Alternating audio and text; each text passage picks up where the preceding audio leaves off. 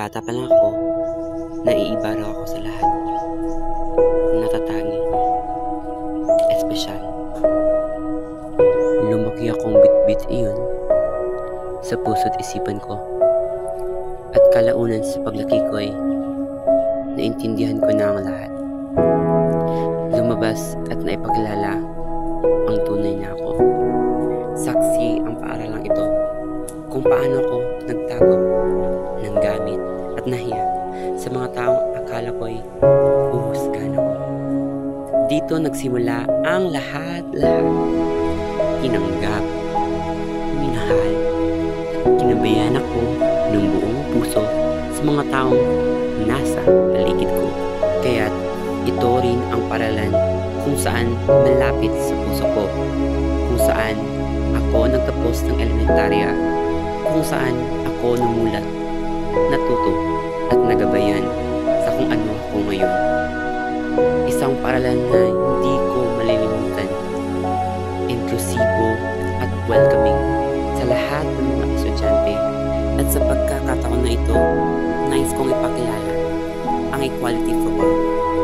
Isang kampanyang tutulungan ang lahat ng mga kabataan na makamit ang equality na para sa kanila, na kung saan bibigyan sila ng gabay, pagmamahal at pagkilala sa kung sino sila. Ang kampanyang Equality for All, promoting gender equality in the modern era. Nagbabalik ako dito ngayon bilang isang alay. Alay na handang makinig, magbigay aral at magsuporta sa mga batang estudyante na kabilang sa LGBTQ+. Ito ay tungkol sa laban o paghamon sa diskriminasyon at prejudice na nanatili sa paralang ito.